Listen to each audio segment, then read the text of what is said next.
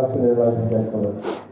The next speaker is a man who, by his mid-30s, has built up the second largest motorcycle corporation in America, second only to Harley Davidson in size.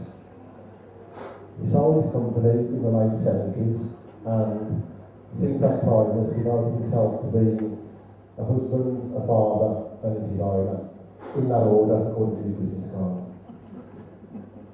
In America, he's best known for being the designer and manufacturer of the Better Windjammer Fairy. And to understand the significance of that particular product, there was a time when people would buy a new bike and refuse to take delivery of it until the Windjammer was fitted. That ultimately led to manufacturers building fairings on the bikes as standard. In this country now, he's perhaps best known for being the designer of what ultimately became the Triumph Hurricane.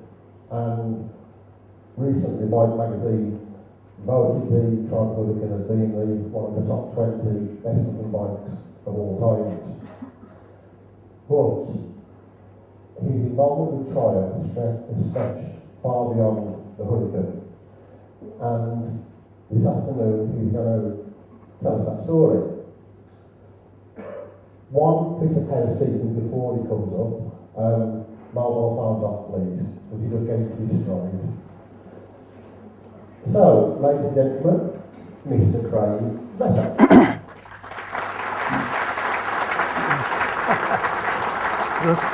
John. Thank you, John. Thank you, our English friends. Thank you for bringing us over here. Can you understand me? Because I cannot understand you. I cannot understand John. But I'll talk slow and I'll try to talk clear. Carol, raise your hand. There's Carol back there, my sweet wife. Carol and I are absolutely honored to be here. This is a historic time because it's been 40 years since these motorcycles have been here. This motorcycle here, what I call the Bonneville TT, and the orange one here, which I call the Vetter Rocket 3. 40 years. 1969 is the last time this bike was here. It's amazing that I can be here, that these two bikes can be here, that you can all be here, and you actually have some idea what was going on so many years ago. Well, if I talk too much, we'll never get through this thing. I have a lot of photographs to bring that I brought to you. This is the story of what I call the Bonneville TT, how it was made, how the classic Triumph Bonneville, probably the world's most handsome motorcycle ever made, got turned into this ugly duckling, which I hope I don't make some of you who have brought 71 and 72 and 73 Bonnevilles here. But this motorcycle had lost everything good and English that Americans saw in the Triumph Bonneville. How it went, how could this have happened? Gone from this beautiful motorcycle we needed, we liked, and what I did about it. And what actually happened to the motorcycle that I designed and brought over here. What actually happened to this thing called the Bonneville TT. And what could have happened, and what was called the Thunderbird, or the Thunderbird 3, or the T180. We're not really sure what it's called. But the story begins with how this BSA became this Rocket 3, and then became the Triumph Hurricane. Because like the other two speakers we had this morning, a lot of what I have to tell you has got to do with what the Meriden Triumph Company was like, what it was like to be at Triumph in 1972. Do we have any people here who actually worked at Triumph in the early 70s? Raise your hands. I can tell you anything and you believe it. But before we can talk about Triumph and Meriden, we have to talk a little bit about what motorcycling was like in the United States in the 60s. Harleys were junk. Don't laugh, that's me and my mini bike on the Sangamon River in Illinois. We rode mini bikes. How many people here started on mini bikes? Put your hands up. Didn't have these in England? Yeah, there's one. We love our mini bikes. Honda had just brought their Honda Cub, 1959, changed everything. And they, Japanese showed us they could make bigger bikes, faster bikes, the X6. In the United States, Triumph was the best motorcycle. Gene Romero, who was at Bezumpf last year? Anybody here at Bezumpf last year? Got to meet Gene yeah. Gene Romero was king of the tracks. Hell's Angels were making bad headlines. Easy Rider was glorifying drug deals. Honda had just brought out the 750. I was making motorcycle fairings to identify me, the little red arrow. That was my factory in Illinois in 1970. Of course, being the CEO, being the chief designer, being the chief tester, I got to ride around the country on my designs. And that's my first Vetter fairing, done in 1967. But I always wanted to design a motorcycle. And so, when the Suzuki 500 came out, I tore everything off that I didn't like, and I built up a Zumi. Everything red on there is the 5-gallon gas tank and 1-gallon oil tank, about 100 pounds taken off from a Suzuki 500, and I would drive that around. I'd drag race it at the Indianapolis 8th mile race. It was to demonstrate what a great designer I was and how I needed to design somebody's motorcycle, so I took it to Daytona, rode it to Daytona. In the February of 1969, and parked it in the paddock. And I asked people, who's in charge of Kawasaki? And he'd say, well, that's Don Weigel, that's so-and-so. So he's over there. And so I'd go over and say, Don, look at this. Isn't this good? You need me. Well, Harry Chaplin was there. And I cornered Harry Chaplin. They said Harry Chaplin was somebody at BSA, and so I told Harry Chaplin he needed me. And it turns out that Harry Chaplin actually went back to his boss in New Jersey, and who was having a problem, and Harry told him about me. And Don's problem was he had a BSA that nobody wanted. And he needed to explain to the Brits what Americans wanted in a motorcycle. Now, when this motorcycle, this Rocket 3 came out in the United States, in 1969, we Americans looked at each other and said, must be what the British want. When Carol and I were here in 2003 for Bezumpf, I found out that you were saying, must be what the Americans want. Nobody wanted this motorcycle. However, 40 years later, we kind of like it, don't we? Because it's kind of curious. It's you don't see anything like that on the road. All those pipes and things got thrown away. So here, 40 years later, it does kind of stand on its own as being a motorcycle we kind of like to look at. Well, how could it have happened that the Bonneville had deteriorated, and in fact, the entire range of British BSA and Triumph motorcycles had deteriorated to the point that we really didn't want them, at least in the United States? Well, we heard this morning, the morning talk stopped with Edward Turner. And I think, is the Turner family in here? Anybody from the Turner family in here? I know they were outside. Well, Edward Turner, of course, is given credit for the success of Triumph in the mid-30s. And who here has actually read this book? Hands? Yeah? If you haven't read this book, and if you like British motorcycles, I'm amazed that you haven't read it, because it's written by Bert Hopwood. And you can just see that Bert Hopwood was a great guy, and Edward Turner was a great guy. But there was always a little animosity between these two, and I could tell, I knew why there was animosity. It's because I had a partner in business who was kind of like Craig Vetter, and Jim Miller was like Bert Hopwood and Edward Turner. Anyway, we'll get to that in a second. At least through the 50s, through the 60s, all the way until 1970, British bikes did look good. Marlon Brando on a Thunderbird. Does anybody know why? First of all, Don Brown told me why Marlon Brando rode this motorcycle in that movie. It's because he bought it himself. That was his own motorcycle. There was no deal given to him. When he came to the movie, he came with his own motorcycle. Anyway, does anybody know why the Thunderbird is called a Thunderbird? Well, Pete Coleman was director of Triumph Racing in the 60s, told me 40 years ago, he said, do you know why the Thunderbird is called a Thunderbird? I said, no, I don't know why. He said, well, Edward Turner used to come over to America in the 40s, in the 50s for 2-3 months out of the year, and he looked up one time at a motel in Southern California, Thunderbird Motel, and he said, that's the name for our new motorcycle. So it was, you know, what would that have been, 50? When was the first Thunderbird? 49? So it would have been before 1949. And think about the animosity now. If you read this book between Edward Turner and Bert Hopwood, Bert said, it's just not right that our boss should be spending all this time in America. On the other hand, he spent that time in America. He probably got he got Triumph bikes in movies, American movies.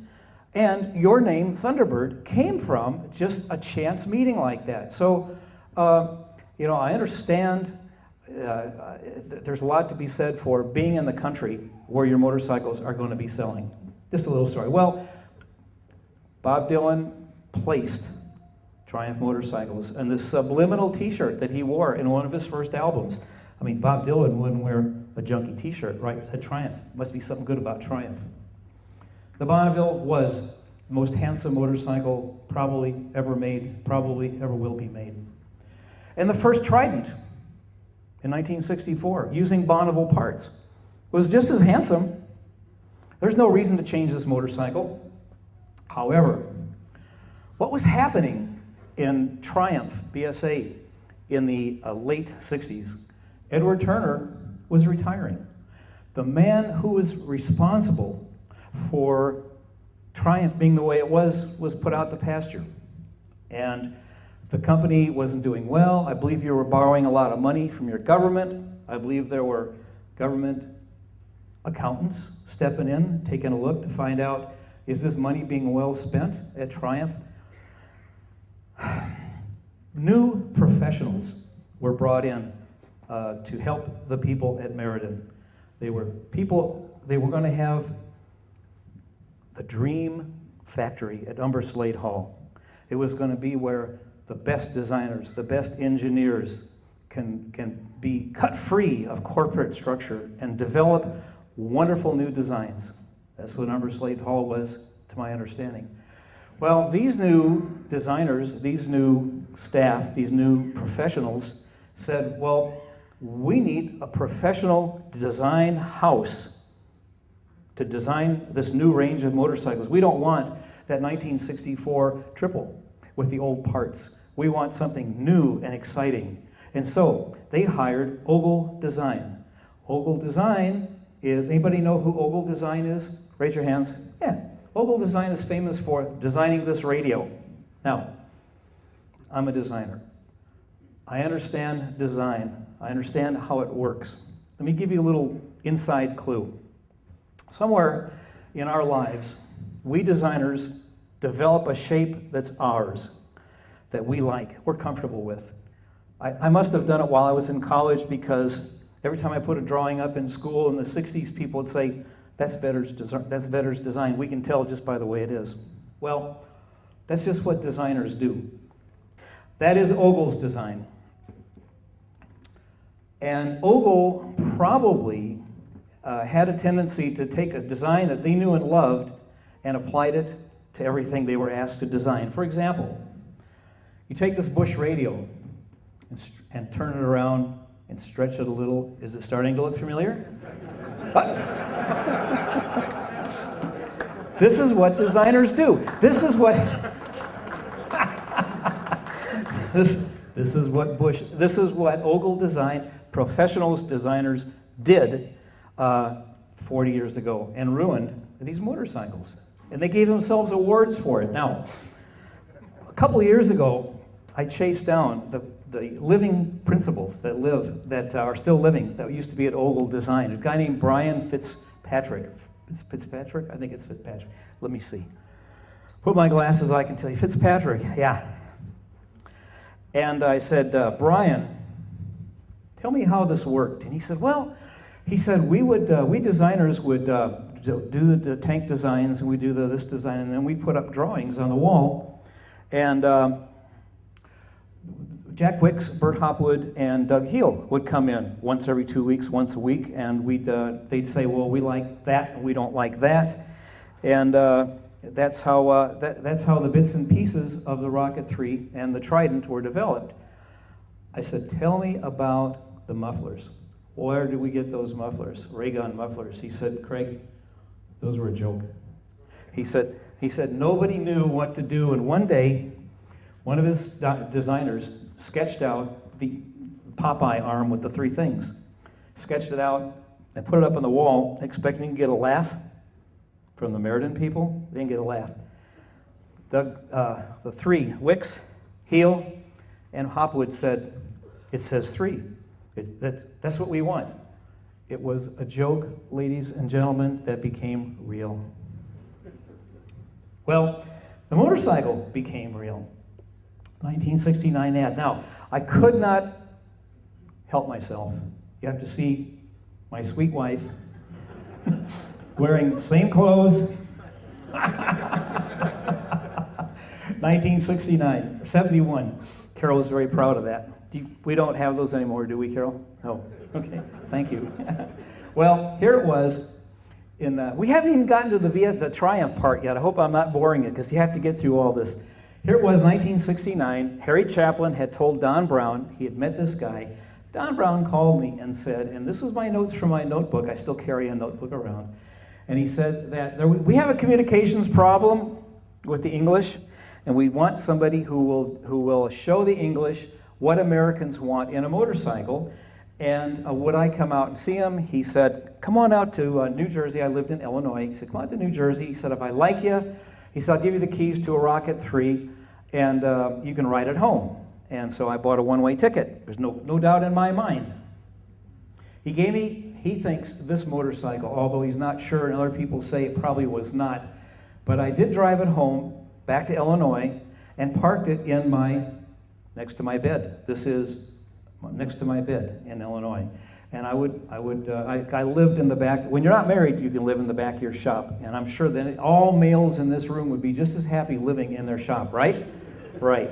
You can't do it when you're married. But this motorcycle was parked next to my bed in my fairing factory in Illinois, and I would look at it, stare at it.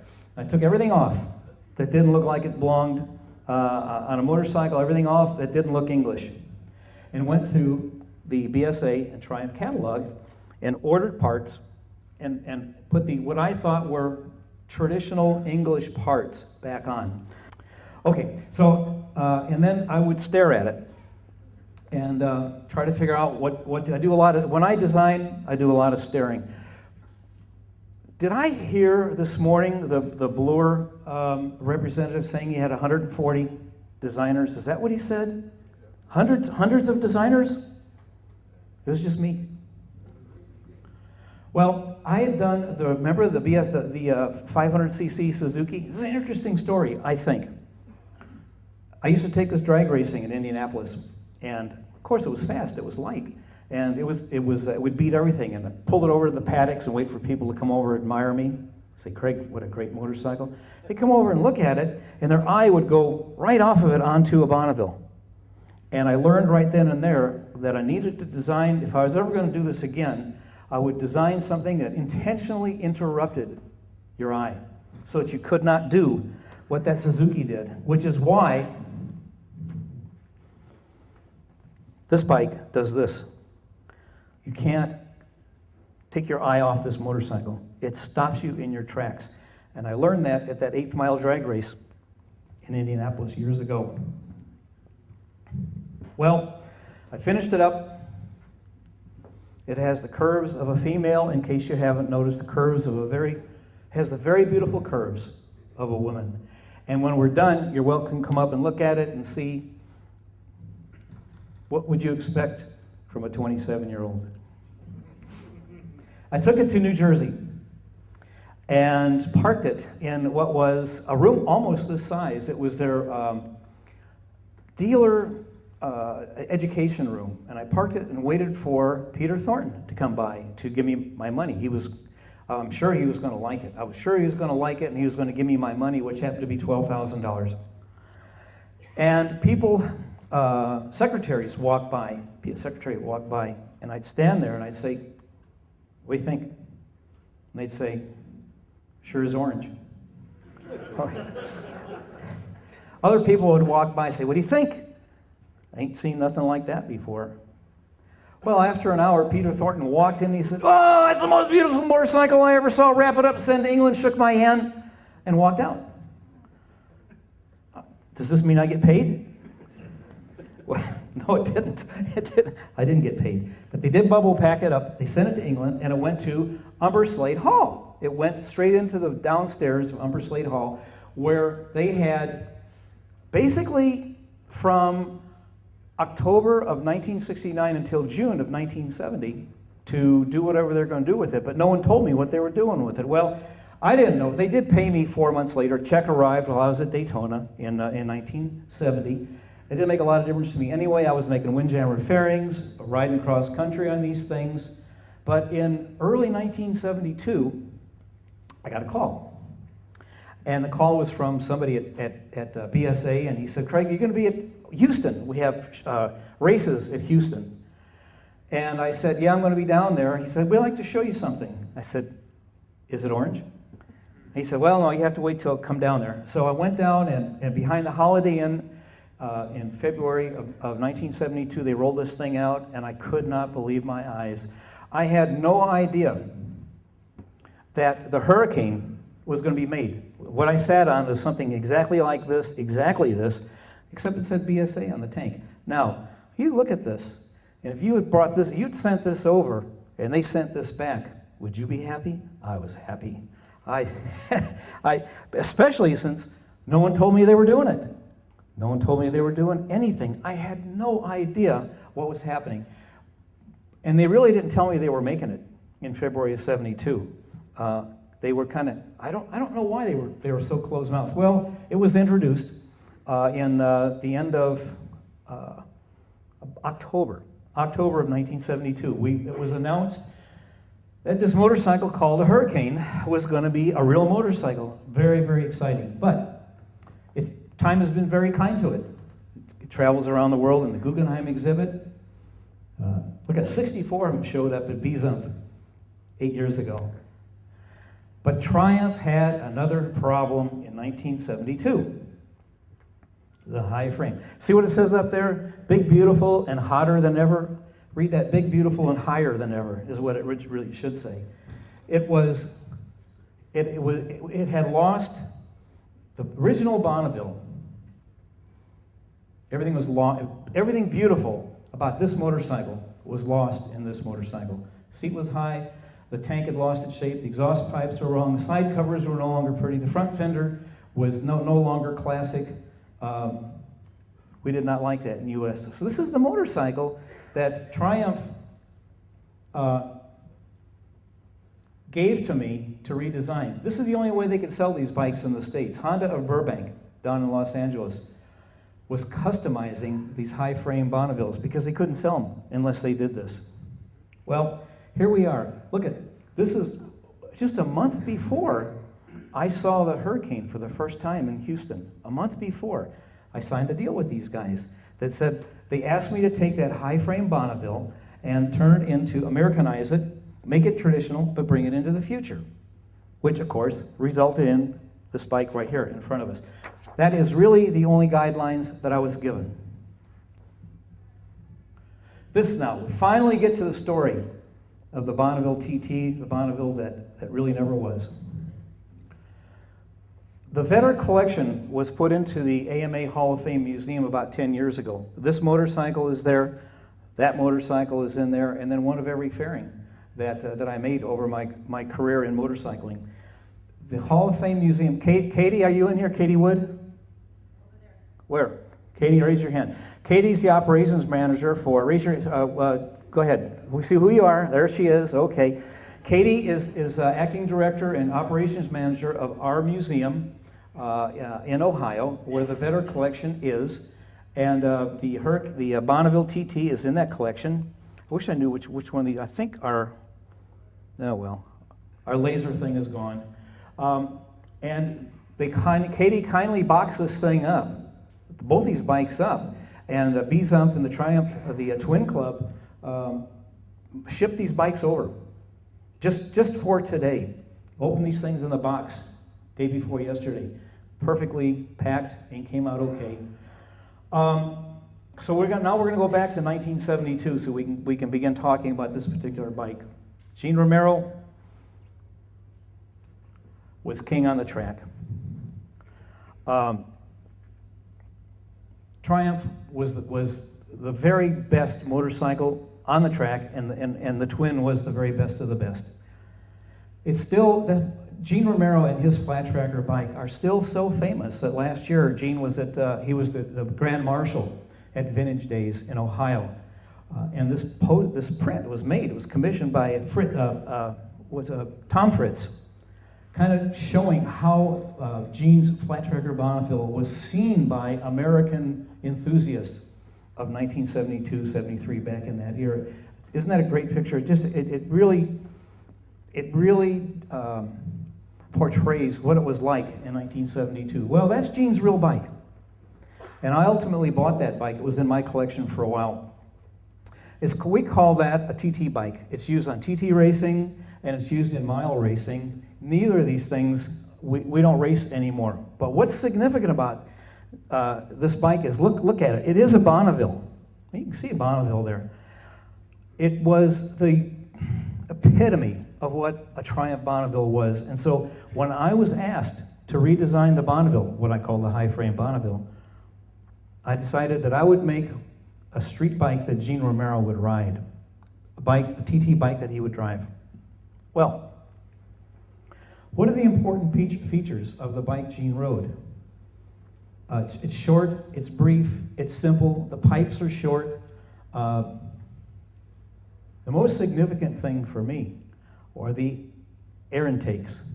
K&N air filter air intakes. You know, what does a Bonneville have? It has it has intakes like this, right? Very special. And they put these K&N filters on, sticking out like that. Very, very identifiable. So right away, I knew that I would make a Bonneville, a bike for the street that had the TT parts on it that looked like TT parts. And these are sketches about what they could have looked like. Ended up like that.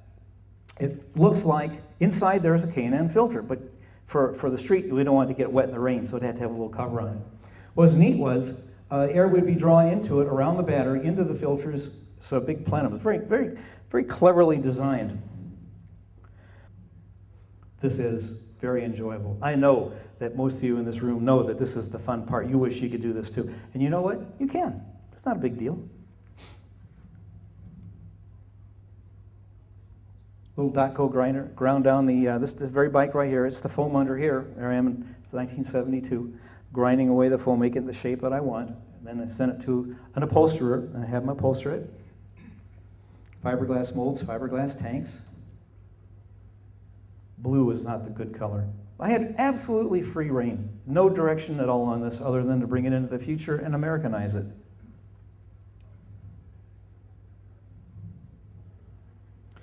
However, I did want to make a step forward in motorcycle design. There are a lot of things about this motorcycle that are not flashy. You know, Triumph, they told me that they wanted Triumph to be conservative, and they wanted BSA to be radical.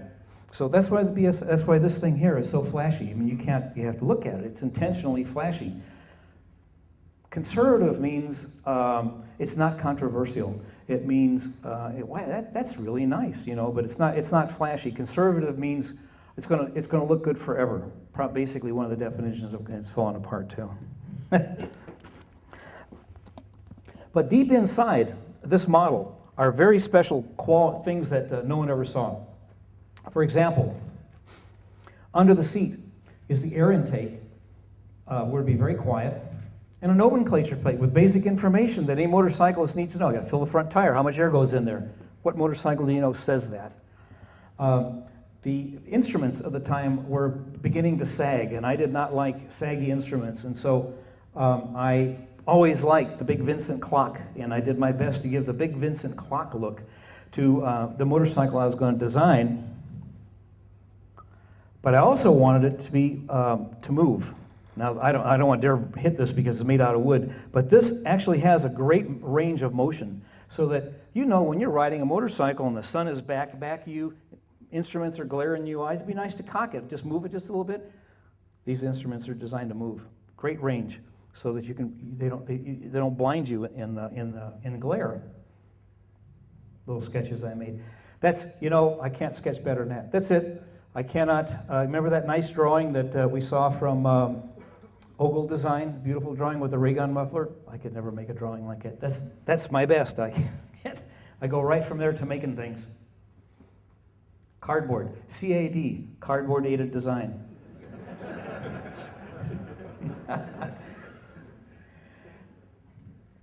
Turns out that there's not a whole lot that continued on in real life. The instruments on a T160 and some of the T140s carried this on, so that's where that came from.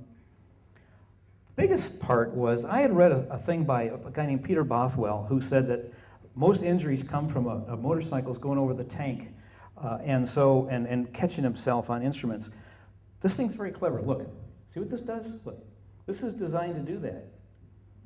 The bottom bolts hinge forward, the top ones break away under a certain amount of pressure. Would that be good in an accident? Yeah, I think it would. It has to be tested, but nothing like this ever happened. So I just wanted you to see that it was a significant part of this design. Taillights, what a hodgepodge of parts. I wanted to Americanize it, but make them bigger and make it simple. Bike's all wood. This is plywood under here. Compared. 71 and the Vetter TT. I love your mufflers. Who doesn't like these beautiful Triumph Bonneville mufflers? I love those things. And yet they were gone. By 1971, they were gone. This 72 Bonneville over here, trumpets. I also knew that sound was going to become an issue in motorcycling, and big mufflers, you want to make it quiet? Just have big mufflers. That's all that's involved. And so I built, could be the first canister muffler. GL1000s had them in 1975, but I'd never seen one before. The whole bottom of this motorcycle is muffler. It has Bonneville sides on it, but they're tied together. They're 4 times the size of what a Bonneville muffler has, and yet you can't see it, can you? You can't tell. It reduces ground clearance just a little bit, but it's a street bike, so what? It's okay. This bike would have met sound standards probably all the way to today. Very innovative. Tucked in underneath. There's Romero's bike. Look, cool, huh? Look at the air intakes. Look at the muffler. As far as I was concerned, I'd made a Bonneville for the street that reflected the most famous use of a Triumph in the United States, TT racing.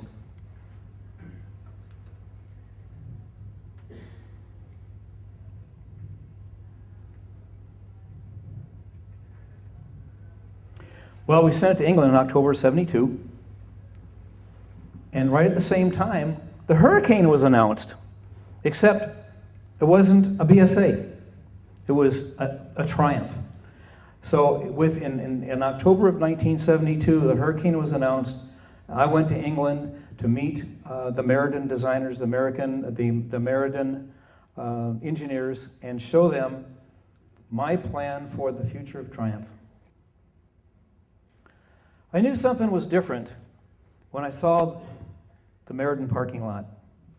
Let me compare it with the Vetter parking lot. Do you see a difference? There's more differences. Meriden Triumph workers were like Vetter workers. Triumph testing was not like Vetter testing. Triumph management was not like Vetter management. That's real Vetter. Those are workers, and that's everybody who was important in Vetter. In 1972, we closed the place down in September and drove to the Grand Canyon. And then October, I came to England. That was us. That was the Vetter Company in 1972. Well, I did get to see hurricanes, you call them hurricanes. I did get to see hurricanes on the assembly line in November of 1972. That's Jack Wicks, famous Triumph designer. I got to meet Doug Heel, a real gentleman. I said, Doug, tell me why these mufflers look like this. And he said, oh, well, there's reversal and it's back and forth. And he said, these are really efficient mufflers. And he was right, because those mufflers, the ray gun mufflers, do end up on real racing bikes. And as you Triumph enthusiasts know, they really are good. But what Doug did not tell me was that they were styled first, and then he added his Doug Heel magic into it later. Jack Wicks. Now you can imagine, anybody here ever meet Jack Wicks? Jack Wicks, a gentleman. Jack Wicks was Edward Turner's man. I think Turner brought him in the 30s. Jack and Turner are responsible for what I consider to be the most wonderful looking motorcycles ever made, the Triumph Bonneville down here, up till 1970, Triumph Bonneville. Jack Wicks was in his office with no tools. No tools. Jack, this bike was there, and he had some parts moved around, and I said, Jack, where's a half-inch wrench? He said, well, I don't have them. What do you mean you don't have half-inch wrench? He said, we'll have to call a fitter. And he did. He had to call downstairs for some kind of mechanic to come upstairs to change a bolt. How can a designer, how can anybody operate like that? That was what it was like in Jack Wicks' office in 1972.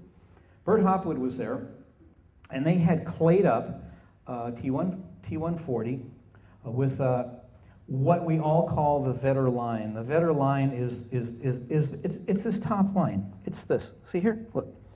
This is what Americans like. Americans like bike that's low in the center, high in the front, kind of high in the rear. We like this. I think it's because of Conestoga wagons, but I'm not sure. But I know there's something very American about this kind of thing. And you'll see it over here. Look, it's here. Swoopy like this. We like this. Conestoga wagons were made this way so that as they rattled across the prairie, everything would fall into the center. But I think it probably has something to do with why we like this look. But it's the Vetter line, the Vetter top line. Instruments high, teardrop tank low in here, and then back like that. The Vetter line. And he had done it to the T140. Well, I thought, that's good. That's a good sign. Something good's going to happen here with this thing. And he was trying to do the taillights. There's what I gave him, and they were kind of mocking up there. But in the background was a drawing. Now, John Young, who was visiting our place, the man who introduced me a little bit ago, went through these drawings and said, look at these drawings. Can we blow these up? What's the drawing on the wall in the background? Actually, it was that drawing behind Bert Hopwood right there. So through the magic of Photoshop, we pulled it out and enhanced it. And John said, why, that's a P70. And that was a triple, and that had, even as I was there, and they were talking about, making a clay twin, that's not what they were really doing. I don't think they ever had any intentions of turning the Vetter top line into a twin. I think they knew all along, or something had changed, they were going to transfer everything into the triple. And in fact, he had a triple in Jack Wicks' office too, and they had all this clay on the triple. And there is mocking up the Vetter top line on a triple. And Doug Heel had said, we're not going to have the vertical T150 engine anymore in Triumphs. It's all going to be the angled BSA engine. Anybody know why that was? Doug, I said, why is that? And he said, well, we need room for a starter because we're going to have a starter in there. So that's why the vertical T150 engine was abandoned, and the angled one was because they needed room for a starter back there. Well, terrible things were about to happen, as you all know. By July, NVT had taken over, then there was a sit-in, and then there was a lockout. Meanwhile, Carol and I, in Illinois, were busy making Windjammer fairings, traveling around the country on my wonderful Terraplane sidecar prototype, having fun. And I was racing my Rickman, my Kawasaki Rickman. My business was growing. We had 2 factories, one in Illinois and one in California. But what was happening? 5 years had gone by. What had happened to this wonderful design? All these great ideas, canister muffler, breakaway, taillight way up in the air, very distinctive. What happened to this? Well, parts of it showed up on the T160, the pretty parts. The tank showed up, pretty tank, love the tank.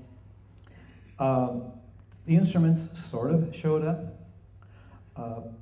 I think they ran out of money. I think they never finished the grab rail and the taillight. I think they never did the mufflers. I think there are a lot of things. I think they basically ran out of money and they ran out of direction. But it was handsome.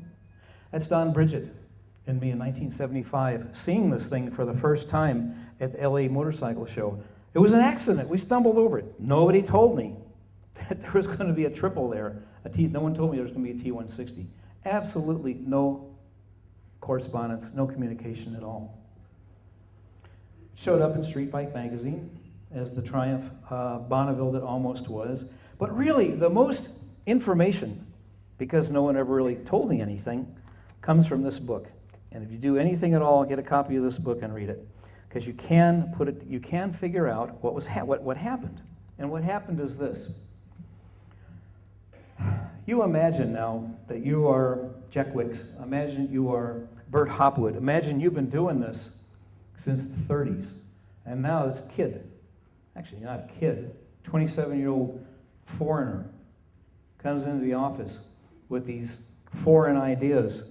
And you know what you're doing because you've been doing this forever, but you know your company's in trouble, but you know you think you can get your way out of it. And here's this guy showing these motorcycles saying this is what Americans want.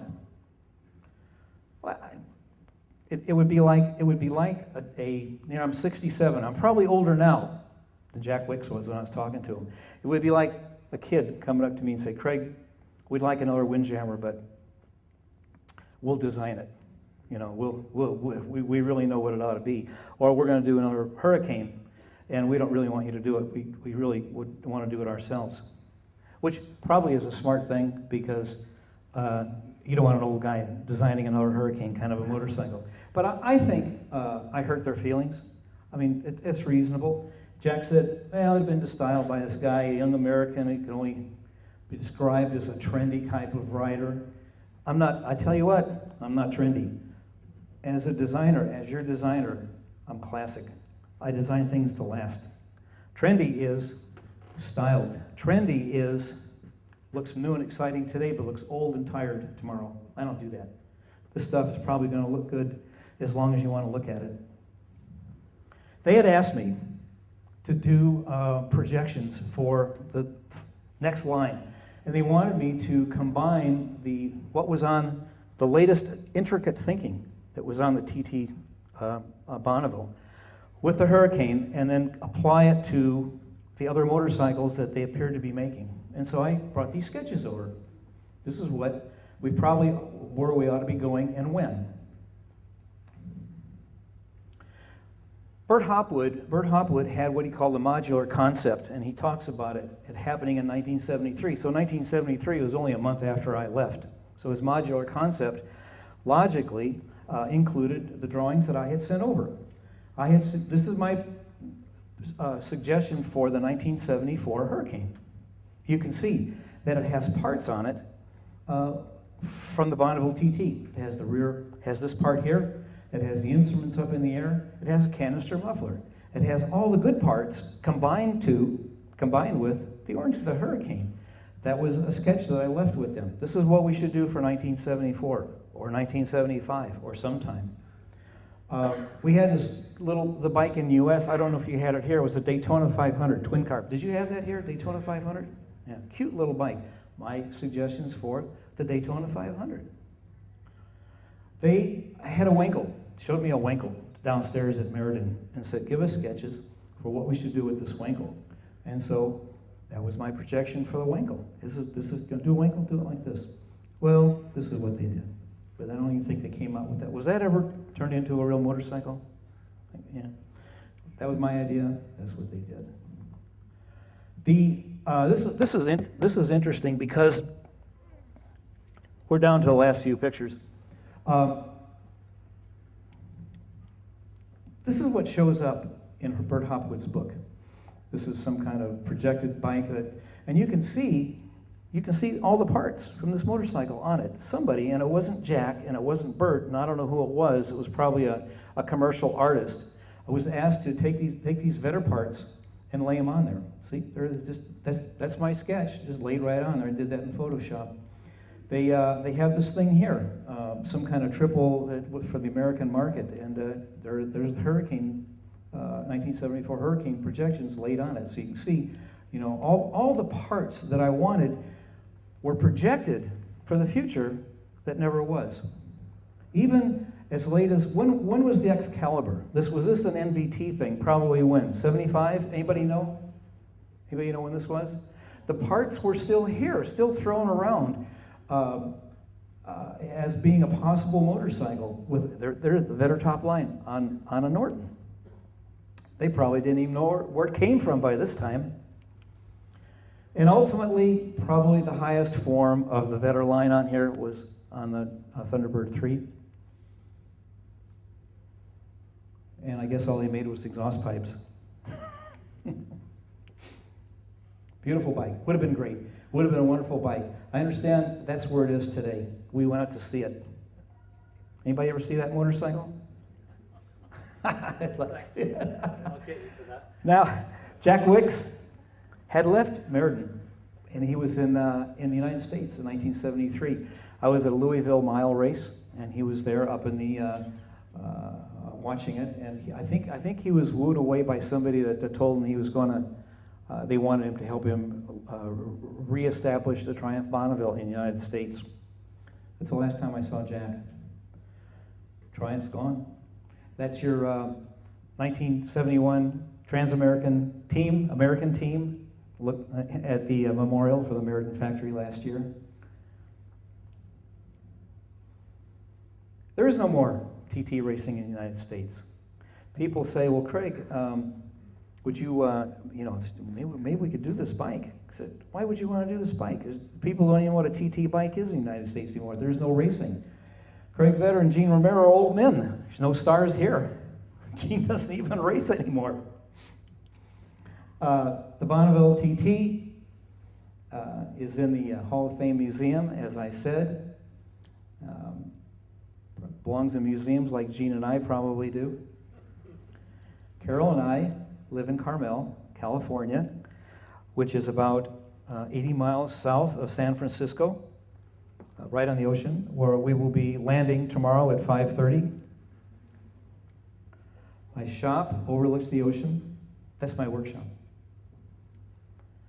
Today, I'm still designing, but I have a different passion. My passion as a designer has been to make motorcycles better transportation. Always has. That's why I designed fairings 40 years ago. It's why I designed for Triumph. It's why I designed for BSA, because motorcycles get 40 miles to the gallon. And in an era when cars got 12 miles to the gallon, the 1960s, motorcycles were good transportation. So there's a common thread to everything I do, and that is make motorcycles better transportation because we'll burn less gas. For 40 years, that's what I've done. And today, I've taken it to an extreme. And what I'm after now, what I'm interested in now is 100 miles to the gallon into a 30-mile-an-hour headwind with 4 bags of groceries. And I want it to be the most comfortable machine in the garage. Now, you think about that. That's self-imposed, by the way. I mean, they didn't tell me, all they said on the Hurricane was make it hold 1.5 people, Americanize it. And on this one, it's just Americanize it and show us what to do in the future. All this stuff on here is stuff that I wanted on a motorcycle. And so today, things really are different today. You don't want to do this anymore. There's, In the United States, 2 out of every 3 gallons for gas that we buy is imported. It's foreign. So we have to do something about it. And we can do something about it as motorcyclists, just burn less. We used to think getting 40 miles a gallon, we were doing our part. We're not doing our part anymore. We have to do a lot better. So burning less begins with streamlining. And streamlining is only one shape. It's round in the front, pointed in the rear. And that's what you're looking at. I've also made it my business to work with the FIM instead of complaining about not letting us have streamlining. That's Charlie Hennecum. We'll be seeing him at Bonneville in 2 weeks. Hopefully the FIM, which banned real streamlining for motorcycles 50 years ago, is going to relax its grip on what motorcycles streamlining that you can see on the track, that you can see the salt. And once real streamlined motorcycles exist on the track, then the squids that want to buy motorcycles are going to be really streamlined and they'll burn less fuel. And so rather than complain, you work in the areas that you can, and right now the FIM is a big area that I'm working with to make streamlining more possible. TTX GP, how many know about the new electric racing? Look, this is very exciting stuff, guys. Very exciting. They had the first race, Isle of Man, a couple of months ago. We couldn't make it. Maybe we could make it next year. The electric bikes actually went around the Isle of Man one lap. The last lap being over a mountain and back, which it always is, with an average speed of about 87 miles an hour. No charging, no recharging, electric, quiet, the future. So Azhar Hussain, who is behind DTX GP, and I are working together to get these electric bikes streamlined. We had our first gathering of streamliners in the United States 2 weeks ago in mid-Ohio at Vintage Days. Next year, I think we'll have twice this. I even got my own umbrella girl. So Carol and I, thank you. That's Carol's dog, Willie. We thank you. We are so honored to be here. The talk is over. Carol has a desk back there. Where are you, Carol? Wave again. Okay. Carol brought some things, some trinkets. She brought hurricane shirts for you if you want. She brought some hurricane models that have a special insert that I've signed and embossed with the Vetter logo. And it has that on. It has all the kind of the neat history of the hurricane. And as I told you, my passion today is better mileage. And there's a DVD that we produce. I gave an address to international designers in San Francisco 2 years ago, and it's now a DVD. It's how they got 470 miles to the gallon. It's basic stuff that no one's going to tell you because no one knows. They just don't know. They're not going to teach you this in school. They're not going to teach your kids this in school. So there's 3 or 4 DVDs, and if you care about doing more with less energy, pick up one of these DVDs. Carol and I thank you for having me. We are done, and I can be up here and answer questions. You can come up and take pictures. The formal part of this thing is over. Thank you so much.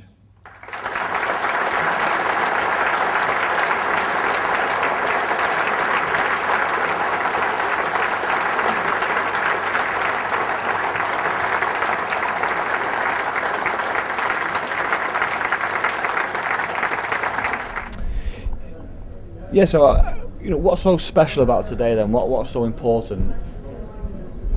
Today, first time back in 40 years that I'm back with these 2 motorcycles. 40 years. That's a long time, 40 years. This is special. So, how did the lecture go today? Did you feel it went well? Did you enjoy lecturing and talking about the Triumph bike? Nothing I like more than talking about motorcycles and encouraging people to do what they do best. And this is not hard, what we do. Designing motorcycles is not hard. Anybody in this room could probably do it. And so you could probably do it. And so, I like this is my time in life to be an encourager. And this audience was very lively compared to the ones we have spoken to before in the United States when Craig lectures. The audiences ask questions and they make noise. And the first few times he lectured here, everyone sat. polite. I think it's Politely, polite. nobody said anything, and he kept looking at me to tell him whether they were enjoying. I said, I don't know whether they're enjoying this or not, but today they laughed, and Yeah. it was yeah. great. Yeah, response. There was We a got- response. So, Carol, how do you feel about traveling all over with Craig and going to all these events? We love coming here. We love it. In fact, they tell me it rains in this country, but I've never seen it. 'Cause- Every time we show up, the sun is shining and it's warm and beautiful and the hills are green and everyone's smiling because they rode their motorcycle, or at least they brought their motorcycle. And so we love being here. And we almost understand you now. So, what do you think is so special about these kind of bikes? And why such passion for these kind of bikes? Well, Triumph is special in my life because of what I did years and years ago. But Triumph was a special brand in the United States, and it was Gene Romero that made it special. Gene Romero won races, and he did it on a Triumph, and that's what made Triumph special in America.